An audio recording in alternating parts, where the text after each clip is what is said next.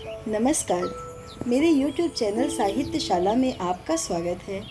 आज हम सुनेंगे उषा प्रियंवदा जी के द्वारा लिखी कहानी छुट्टी का दिन। आपको ये वीडियो पसंद है तो प्लीज़ इसे लाइक कर दीजिए और मेरे चैनल को सब्सक्राइब कर दीजिए। चलिए वीडियो को शुरू करते हैं। पड़ोस के फ्लैट में छोटे बच्चे के चीख चीख कर रोने से माया की नींद टूट गई। उसने अलसाई पलकें खोलकर घड़ी देखी, 5:45 बजे थे। फिर उसे याद आया, आज तो छुट्टी का दिन है। उसने पैर फैला लिए, पलकें आंखों पर ढलक आने दी। वह रेशमी चादर का नरम चिकना स्पर्श गालों पर महसूस करती हुई पड़ी रही। नींद की मीठी खुमारी अब भी उस पर छाई हुई थी। खुली हुई खिड़की से सवेरे की ठंडी हवा आ रही थी। पूरी तरह से जगी होने पर भी नींद को बहलाकर फिर बुलाना चाह रही थी, पर वह बच्चा था कि रोए ही जा रहा था। छोटा सा कोमल गोरा गोरा बच्चा, गोल मुंह पर भवों की जगह पतली सी लकीर, लंबे लंबे रेशमी पलक। जब क्रोधित होकर रोता था तो गोल गोल आंसू गालों पर आ फिसलते थे और सारा काजल बहा ले जाते थे। छुट्टी का दिन माया के लिए पहाड़ सा होता था। सप्ताह भर जो काम टालती आती थी कि उन्हें खत्म करके भी इतना समय बच जाता था कि खीज उठती थी, झुंझला उठती थी। और जब भाई बहनों के साथ घर पर रहती थी तो समझ भी ना पाती थी कि इतवार कब आया और कैसे पंख लगाकर उड़ गया।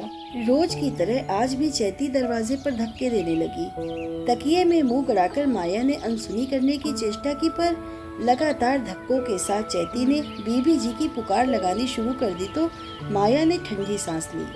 चादर हटाकर आंखें मूंदे ही मूंदे उसने टटोल कर पैर स्लीपरों में डाले और दरवाजे की तरफ बढ़ी। अभ्यस्त उंगलियों ने चटकनी गिरा दी और सवेरे सवेरे चैती का मुंह न दिख जाए इसलिए वापस मुड़कर अपने बिस्तर पर आ गिरी। उसका मन चैती को भरपूर डांट लगाने को हो रहा था, पर पलकों पर अभी कुछ भारीपन था, इसलिए वह चुप ही रही। चैती ने पहले नल खोलकर बर्तन उसके नीचे डाल दिए और खुरखुर करती हुई झाड़ू लगाने लगी। तब माया उठकर बैठी, हाथ फैलाकर अंगड़ाई ली, फिर जोर से कहा, सोने नहीं दिया ना आज, क्यों चैती? धोती का पल्ला कमर में खोसे, झाड़ू हाथ में लिए पर्दा हटाकर चैती ने दर्शन दिए। कहा, सोती काहे नहीं?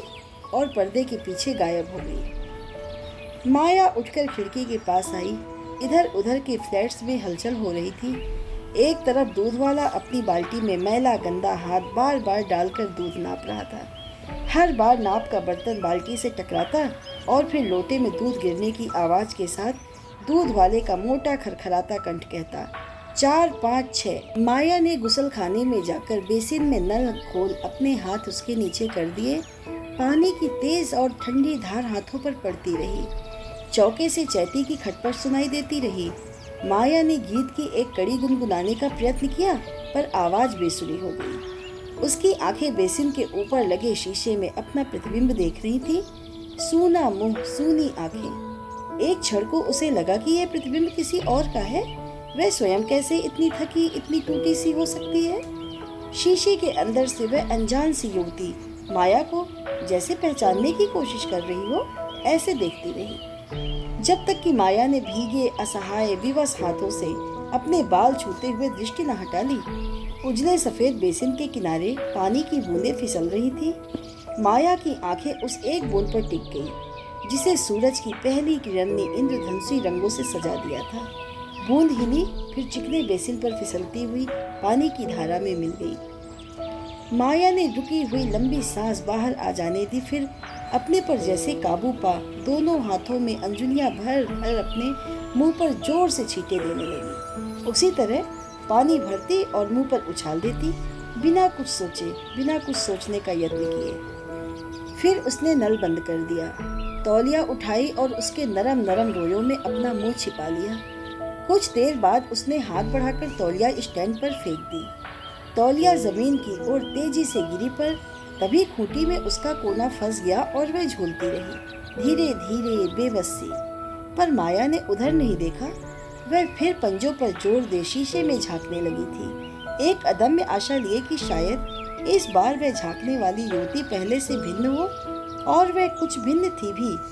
आंखें कुछ जरा सी फैली थीं, बरौनियों में भौहों में चिकना गीलापन था, उजले कोयों में बड़ी सी तरल पुतलियां, होठों में कोमलता। माया के देखते देखते वह खिंचे और खुल गए। उस छोटी सी मुस्कान ने सारे चेहरे पर एक कमनीय स्निग्धता ला दी। माथे को घेरे हुए जो बालों की लटें थीं, उनमें कुछ बूंदें उलझी थीं। माया ने गर्दन मोड़ी तो कनपटी के पास एक बूंद में उसे रंग दिखाई दिए, ढेर सारे रंग, चमकते हुए, झिलमिलाते हुए, तड़पते हुए। कहीं वह गिर न जाए, इस डर से माया शीशे के आगे से हट आई।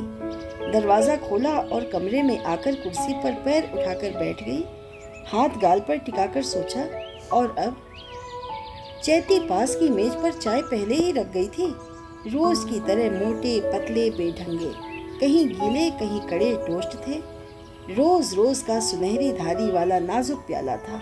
वही कढ़ी हुई कोजी थी जिस पर एक चिड़िया पंख खोलकर उड़ने को तैयार थी, पर उड़ेगी नहीं, उड़ सकती भी कैसे थी। उसे देखकर माया का मन निरर्थक आक्रोश में भर उठा था। उसका मन हुआ कि पैर से ठोकर मारकर मेज उलट दे और सारे बर्तन खन खनाकर जमीन पर जा गिरे। चीनी के बर्तनों के टूटने की आवाज कितनी प्रिय होती है, पर मन में उसके मूल्य का अंदाजा लगा और यह सोच कि बेकार में नए खरीदने पड़ेंगे, उसने अपने को रोक लिया और प्याले में चाय उड़ेलने लगी। गरम चाय को गले से उतार वह फिर खिड़की के पास जाकर खड़ी हो गई। नीचे सड़क थी, कहीं कहीं तारकोल हट जाने के बड़े बड़े धब्बे थे, कहीं गहरे गड्ढे थे। अगर किसी तांगे का पहिया उसमें फंस जाता तो चाबुक फटकार कर तांगे वाला एक गाली दे उठता।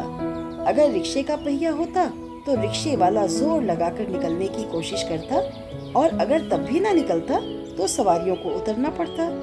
इस बाधा से उसके चेहरे रोज से लाल हो जाते और बाद में मैले अंगोछे से माथा पोंछता रिक्शा वाला और सवारियां सड़क की ऐसी हालत पर दुख से सिर हिलाते नजरों से दूर हो जाती। सड़क के उस पार एक इमारत थी, बड़ी सी, पुरानी सी, मरम्मत की सख्त जरूरत थी। सड़क की तरफ मुंडेर थी जिस पर एंट गोलम की लता छाई हुई थी और पोर्टिको की धूमिल पीली दीवारों पर गहरे बैगनी रंग में फूलती हुई घनी बेगम बेलियां थी, अपने वैभव में लचकती, झूमती, बल खाती। जब हवा आती तो माया अपनी खिड़की से उनके बैगनी रंग के फूल टूट टूट कर उड़ते हुए देख सकती थी।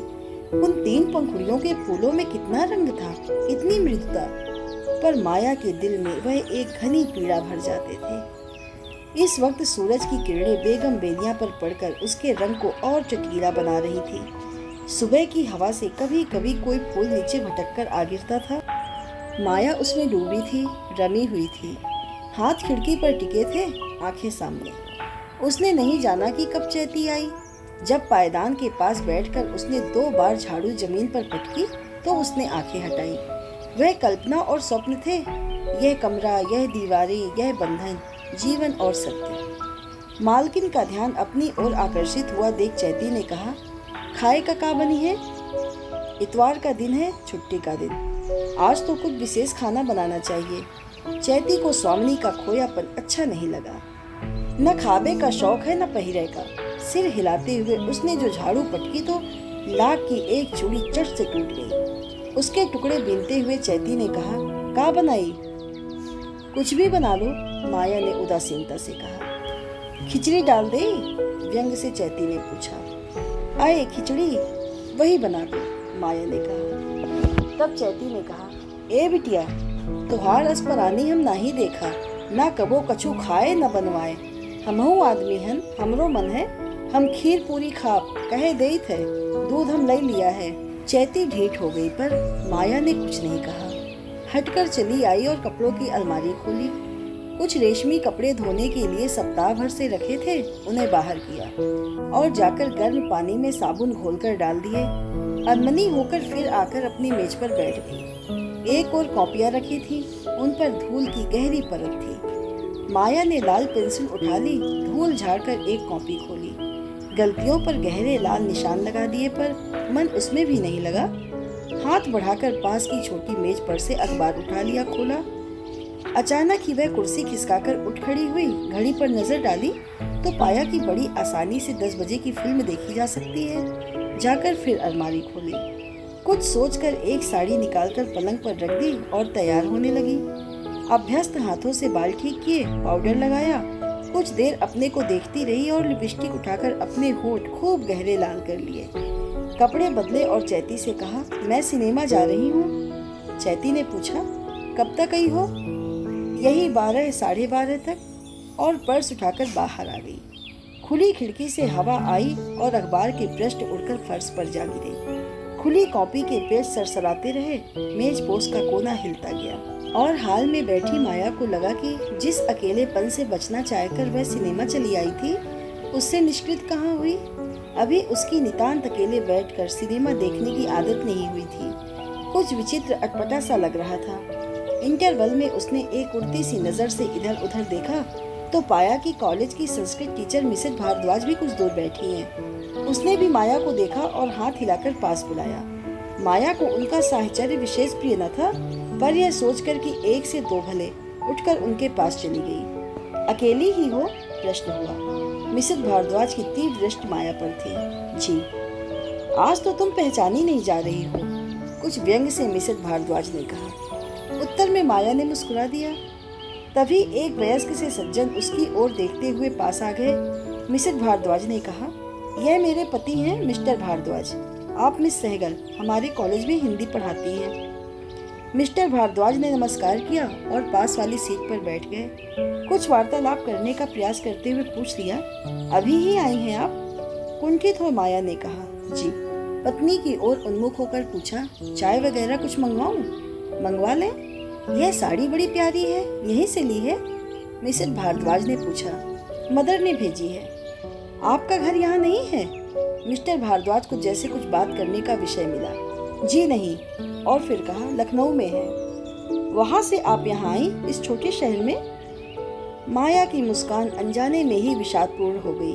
कहा, यहाँ आसानी से नौकरी मिल गई। आपको पहले कभी नहीं देखा? पति को धीरे धीरे खुलते देख मिसेस भारद्वाज ने कुछ चेतावनी के से स्वर में कहा, यह नई आई हैं इसी साल। वेरा की चाय ले आने से व्यवधान पड़ा। माया ने अभी एक घूंट ही चाय पी थी कि हॉल की रोशनी बुझ गई। उसके उठने का उपक्रम करने पर मिसेस भारद्वाज ने बाह पर हाथ रखकर रोकते हुए कहा, यहीं बैठी रहो ना। माया फिर बैठ गई, पर उसका मन हो रहा था कि मिस्टर और मिसेस भारद्वाज के बीच की सीट से उठ इधर मिसेस भारद्वाज के पास बैठ जाए, पर यूं उठ जाना अभद्रता होती। मिस्टर भारद्वाज शालीनता से बैठे रहे।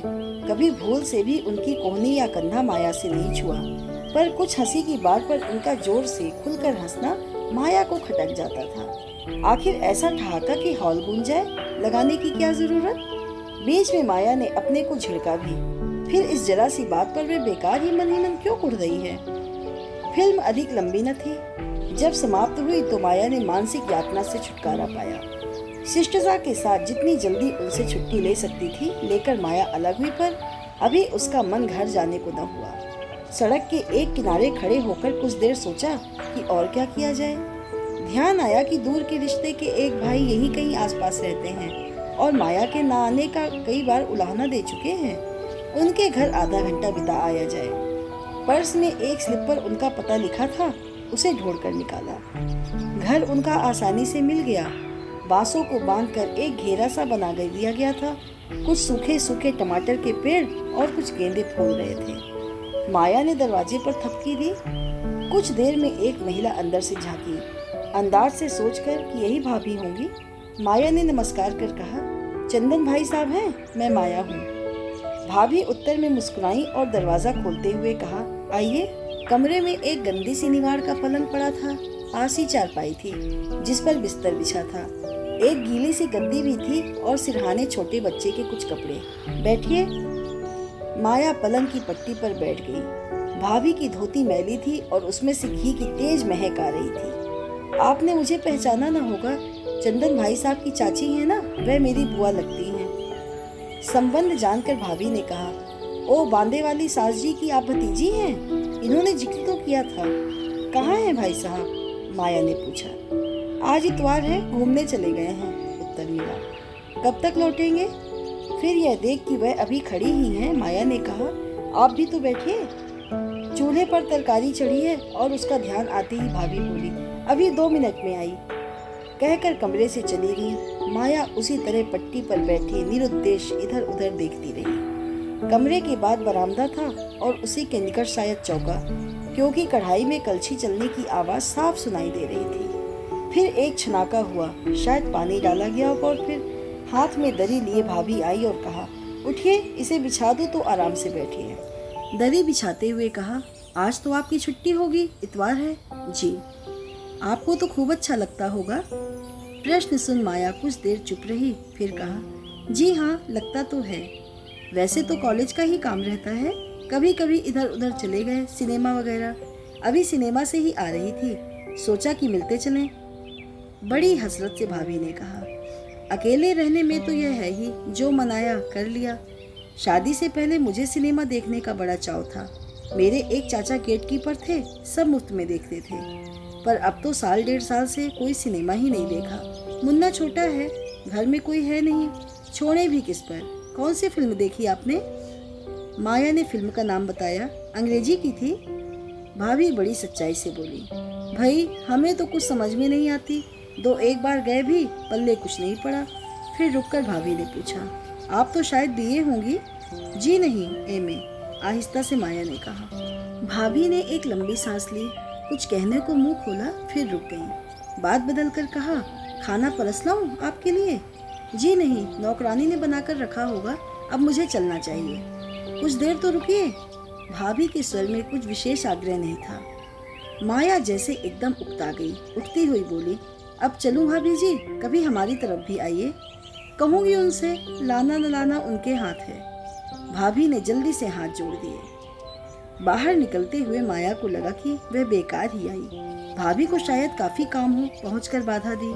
घड़ी पर नजर डाली, 12:15 बजे थे। कुछ कुछ भूख भी लगाई थी। बांस का फाटक खोलकर बढ़ी ही थी कि चंदन से भेंट हो गई। अरे वाह माया, किधर जा रही हो? पकड़े जाने पर माया ने रुककर कहा, घर जा रही हूँ, आई थी, आप मिले ही नहीं। अब तो मिल गया, चलो चलो अंदर चलो। अपनी भाभी से मिली?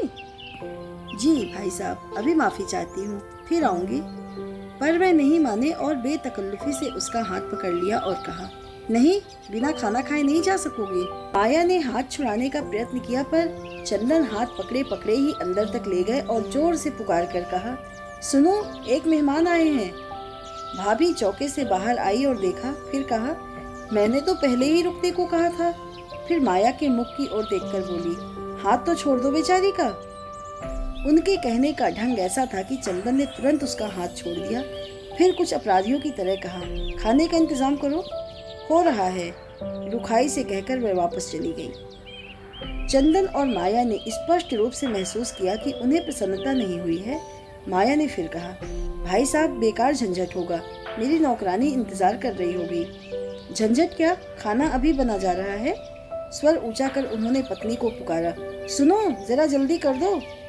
अंदर से उत्तर आया, कर रही हूँ, पहले जरा मुन्ने को नहला दूं। तब माया जाकर उधर खड़ी हो गई। कहा, भाभी जी, आपको परेशानी हो रही है, मैंने तो कहा था। भाभी धूप में बैठकर बच्चे को नहलाने की तैयारी कर रही थी। माया को भूख लगने लगी थी। जहाँ वह खड़ी थी वहीं से झाँक कर देखा, चूल्हा खाली था। बच्चा चीख चीख कर रोता रहा। भाभी उसे साबुन लगाती रही। उनके ढंग से ऐसा लग रहा था जैसे आज ही रगड़ रगड़ कर बच्चे को गोरा कर देंगी। माया बैठी बैठी अपने को कोसती रही कि किस क्षण में उसने यहाँ आने को सोचा। आखिरकार भाभी ने बच्चे को पोंछकर कपड़े पहनाए और कपड़े पहनाकर पालने में लिटा दिया और कहा, जरा दही ला दीजिए, रायता बन जाएगा। नहीं नहीं, माया ने जल्दी से कहा, रायते की कोई जरूरत नहीं। पर भाभी ने नहीं सुना। चंदन भाई साहब दही लाने को भेज दिए गए। भाभी चौके में जाकर खटर पटर करने लगी। बच्चा रोता गया। माया ने उठकर उसे गोद में ले लिया। हिलाया डुलाया तो वह चुप हो गया। उसे कंधे से लगाकर माया ने बरामदे में कई चक्कर लगाए। फिर देखा वह सो गया था। धीरे से लिटाया तो वह फिर जग गया। उसके चीखने से पहले ही माया ने उसे फिर कंधे से लगा लिया और टहलने लगी। घूमते घूमते उसके पैर थक गए, कंधा दुखने लगा, पर भाई साहब दही लेकर नहीं लौटे। भाभी जी रोटी बनाने का सारा आयोजन कर चूल्हे के पास चुपचाप बैठी थी। माया से कहा, देखा, जहाँ जाते हैं वहीं के रहते हैं, 2 कदम पर बाजार है। फिर एकाएक उठती हुई बोली, जाने कब तक आएंगे? मैं नहा लूं? आप कहें तो आपको खाना परस दूं। भाई साहब को आ जाने दीजिए, माया ने कहा। भाभी उठकर अंदर गई। गुसल खाना बंद किया ही था कि भाई साहब आ गए। प्रश्न भरी दृष्टि से इधर उधर देखा माया ने अपने आप ही कह दिया, नहाने गई हैं। नहाने गई हैं? यह नहाने का टाइम है? इनके सब काम उल्टे होते हैं। कहकर दही उन्होंने रख दिया और बाहर से कुंडी खड़काई। भाभी चुप रही। माया ने बच्चे को पालने पर लिटा दिया। इस बार वह सोता ही रहा। वह थकी थी और भाई साहब झुंझलाए। दो एक बात कर दोनों चुप हो गए और प्रतीक्षा करते रहे कि कब भाभी निकले। भाभी साफ सुथरी धोती पहनकर बाहर आई, माथे पर बिंदी लगाई, मांग से सिंदूर छुआया, बिना किसी जल्दी के धीरे धीरे चौके में आकर बैठ गईं। रायता बनाया, चूल्हा फूका। फिर उन्होंने पूछा, कहाँ खाएंगे? चटाई बिछा लें? वहीं रखिए कोने में। माया ने चटाई बिछा ली, सैंडल उतार डाले, हाथ धोकर चौके में गई और थालियां उठाकर बाहर ले आई।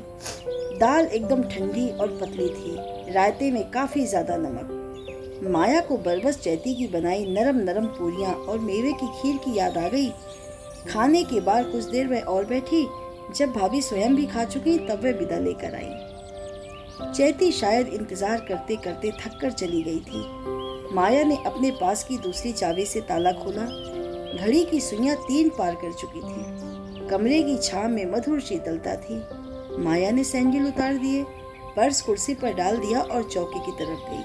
खाना सब ढका रखा था, पूरियां, सूखी मटर, दम आलू और गाढ़ी मेवे की खीर। लगता था कि चैती ने भी खाया नहीं था। कुपित हो भूखी ही घर चली गई थी। माया वहां से गुसल खाने में गई। उसकी आंखें जल रही थी। सोचा कि ठंडे पानी से धो लें, तब उसकी दृष्टि पड़ी उन कपड़ों पर जिन्हें गर्म पानी और साबुन में डुबाकर वे बिल्कुल भूल गई थी। उसने झटपट कपड़े अलग अलग उठा लिए। एक ब्लाउज का पीला और हरा रंग निकलकर दूसरी ब्लाउजों और सफेद सिल्क की साड़ी में लग गया था। दोष अपना ही था, फिर भी न जाने क्यों उसे रोना आ गया। रेशमी ब्लाउज के कच्चे निकल जाने पर और कपड़े खराब हो जाने पर नहीं, बल्कि अपनी जिंदगी के पैटर्न पर, उसके खोखलेपन और सारहीनता पर। किस लिए वह घर बार छोड़कर इतनी दूर आकर पड़ी थी? किस लिए वह सुबह से शाम तक कॉलेज में मगज पच्ची करती थी? इसलिए कि जिंदगी के एक दिन एक एक करके गुजरते जाएं और हर गुजरा हुआ दिन उसके जीवन का खालीपन और भी गहरा करता जाए। और एक दिन सोचे कि इस जीवन में उसने क्या पाया, तो पता चले कि एक लंबे अनंत मरुस्थल की तरह था। माया ने ब्लाउज फिर उन्हीं कपड़ों में डाल दिया और आकर औंधी ही पलंग पर पड़ गई। जब वह जगी तो कमरे में अंधेरा था। धूप न जाने कब खिड़की की राह चली गई थी। घड़ी की सुइयां अंधेरे में चमक रही थी। रोते रोते सो जाने से उसका सिर बुरी तरह दर्द कर रहा था। इतवार की शाम को चैती नहीं आती थी। माया ने उठकर पानी पिया और कमरे में बत्ती जला दी। मेज के पास कुर्सी पर बैठ गई। मेज पर कॉपी खुली पड़ी थी। लाल पेंसिल के निशान चमक रहे थे। माया बहुत देर तक बैठी बैठी बाहर देखती रही। आसमान में 2-1 तारे निकल आए थे। पड़ोस में दूध वाला बाल्टी खटका रहा था। दूध नापता हुआ मोटे से एक रस स्वर में कह रहा था, 2, 3, 4। सीढ़ियों पर ऊपर नीचे आते जाते जूतों की आवाज आ रही थी। गुसल खाने में कपड़े भीग रहे थे। चौके में ठंडा खाना रखा हुआ था और कनपटी के पास एक शिरा बुरी तरह दुख रही थी। धीरे धीरे आकाश काला हो गया। तारों की ज्योति में उज्ज्वलता आ गई। आने जाने वालों का रौ थम गया। माया एक सांस लेकर उठी, बिजली बुझाकर फिर पलंग पर लेट गई। उसे पता था कि नींद रात में बहुत देर से आएगी, फिर भी आंखें बंद कर ली। कहीं घड़ी ने धीरे धीरे 8 के घंटे बजाना आरंभ किया। माया ने करवट बदली। अगला दिन काम का दिन।